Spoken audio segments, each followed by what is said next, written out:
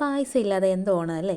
അപ്പോൾ ആദ്യം തന്നെ എളുപ്പത്തിൽ തയ്യാറാക്കാൻ പറ്റുന്ന ഒരു പായസത്തിൻ്റെ റെസിപ്പി നോക്കാം. ഗോതമ്പ് നുറുക്കിൻ്റെ പായസമാണ് നമ്മളിന്ന് തയ്യാറാക്കുന്നത്. അതിനായിട്ട് 2 കപ്പ് അളവിൽ ഗോതമ്പ് നുറുക്ക് എടുത്തിട്ടുണ്ട്. ഇത് നന്നായിട്ട് വാഷ് ചെയ്തതിന് ശേഷം കുക്കറിലേക്ക് ചേർത്ത് കൊടുക്കുക.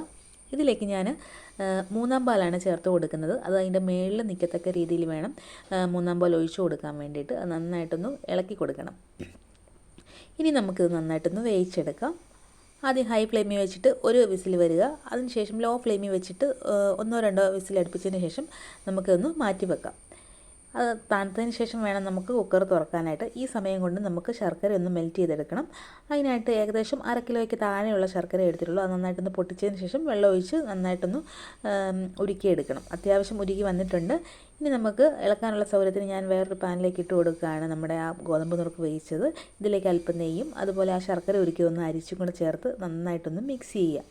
ആ ശർക്കരയൊക്കെ നന്നായിട്ടൊന്ന് വറ്റി വരുമ്പോഴത്തേന് നമുക്ക് രണ്ടാം പാൽ ഇതിലേക്കൊന്ന് ചേർത്ത് കൊടുക്കാം. ഇതിലേക്ക് അല്പം ഉപ്പ് കൂടി ചേർത്ത് കൊടുക്കുന്നുണ്ട്, നമ്മുടെ ആ മധുരമൊക്കെ ഒന്ന് ബാലൻസ് ചെയ്യാൻ വേണ്ടിയിട്ട്.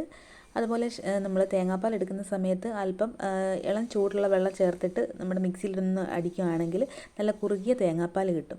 അതുപോലെ തേങ്ങാപ്പാലൊക്കെ നമ്മൾ എടുത്തു കഴിഞ്ഞിട്ട് പായസം ഉണ്ടാക്കാൻ തുടങ്ങുകയാണെങ്കിൽ വളരെ എളുപ്പത്തിൽ നമുക്ക് തയ്യാറാക്കാൻ പറ്റും. രണ്ടാം പാൽ നന്നായിട്ട് കുറുകി വരുമ്പോഴത്തേന് ഒന്നാം പാൽ ചേർത്ത് കൊടുക്കുന്നുണ്ട്. അതും കൂടെ ചേർത്തിട്ട് നന്നായിട്ടൊന്ന് മിക്സ് ചെയ്യുക. ലോ ഫ്ലെയിമിൽ വെച്ചിട്ട് വേണം ഇതൊന്ന് കുക്ക് ചെയ്യാൻ വേണ്ടിയിട്ട്.